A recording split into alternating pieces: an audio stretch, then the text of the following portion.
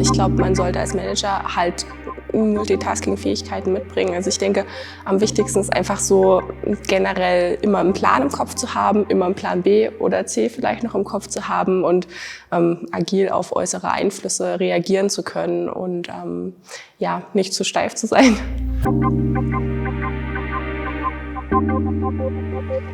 Der Management-Aspekt ist im Endeffekt immer dann, wenn zwei Gewerke aneinander kommen, genau diese Schnittstelle muss gemanagt werden. Also im Endeffekt könnte man jedes Management, ob das jetzt Public Relations oder anderes ist, könnte man immer mit Schnittstellenkoordination übersetzen. Und immer dann, wenn zwei Welten aufeinandertreffen, bedarf es einer Person, die Wissen, Know-how aus beiden Welten aufgebildet hat, um auch die Bedürfnisse und auch Ängste von verschiedenen, zum Beispiel Gewerken, zu verstehen. Und da greift das Management. Es ist ein wichtiger Aspekt, zum Beispiel, wenn man einen Bauherr hat und einen Architekt, dann haben die einen Zielkonflikt. Der Bauherr möchte gern schnell bauen, er möchte gern ressourcensparend bauen, er möchte nicht viel dafür ausgeben, aber er möchte auch ein gutes Ergebnis haben. Das kann solide sein, das kann stabil sein, das kann lange stehen. Der Architekt hat einen Designaspekt, der Architekt hat Ansprüche an die Ästhetik, an den gesamten Eindruck des Gebäudes, wie fügt es sich in die Stadt ein. Und weil diese Menschen einfach so eine große Fachwissenstiefe haben, kommen sie nicht überein. Und in so einem Fall ist ein Manager die perfekte Person, zwischen den beiden zu vermitteln und ihre Ziele, die eigentlich am Anfang konträr waren, in eine Bahn zu lenken.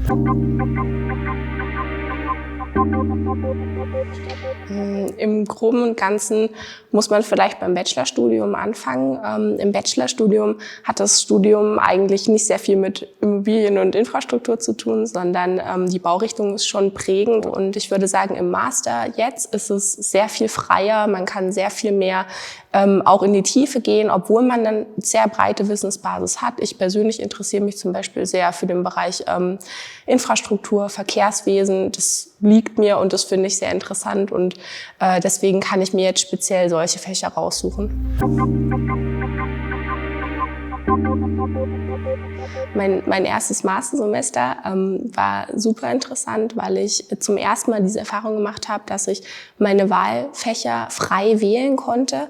Es war nicht mehr wie im Bachelor so ein steifer vorgegebener Stundenplan, was auch nicht schlecht war, um dieses breite Wissen aufzubilden. Aber im Master war es das erste Mal die Möglichkeit, dass ich mir aussuchen konnte, wo gehe ich hin, welche Veranstaltungen besuche ich, was liegt mir eigentlich besonders gut.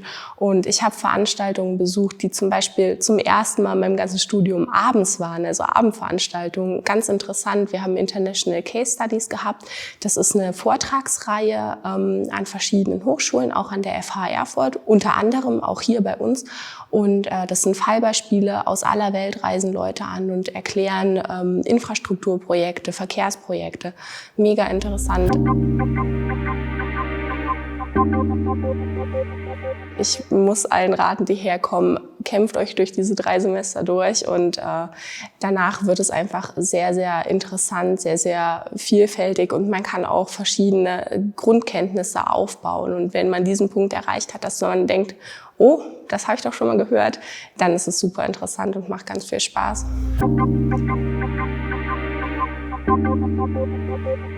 Es ist bei uns im Masterstudium angedacht und momentan ist es noch verpflichtend, ins Ausland zu gehen, ein Semester, aber das wird demnächst nicht mehr so sein.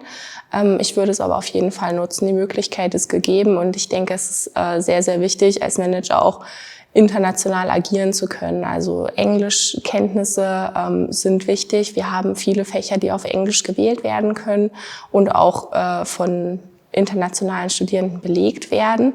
Das ist, glaube ich, auch eine große Besonderheit bei unserem Studiengang, dass man Englisch vermeiden kann, aber nicht sollte.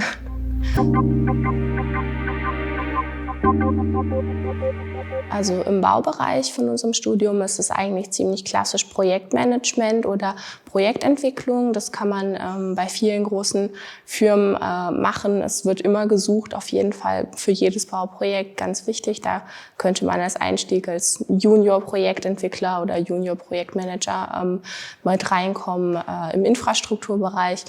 Ja, für mich das jetzt das Wichtigste oder das Beste daran, Beratung. Also Beratung kann man überall machen, aber vor allen Dingen bei Infrastrukturanlagen in Deutschland haben wir unheimlich viele. Wir haben unheimlich viel Anlagevermögen.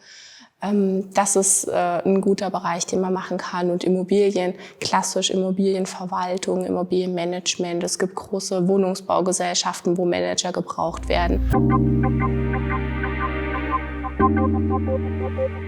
An der Bauhaus gefällt mir ganz besonders das familiäre Klima. Es ist einfach so, wir haben den dezentralen Campus, man hat überall was, wo man hingehen kann. Es ist sehr studentisch, nicht wie in anderen Universitäten, unpersönlich. Hier kennt man einfach seine Kommilitonen, man kennt die Dozenten und man fühlt sich gleich angekommen. An die Bauhaus-Uni bin ich gekommen, einfach weil ich von diesem speziellen Studiengang gehört habe und der ist ziemlich einmalig in Deutschland. Es ist nicht das pure Wirtschaftsingenieurwesen, was man von vielen anderen Unis kennt, sondern es ist eben viel mehr vielfältiger. Und so in der Art, wie es hier angeboten wird, wird es, glaube ich, nicht nochmal in Deutschland angeboten. Also ich bin ursprünglich Thüringerin.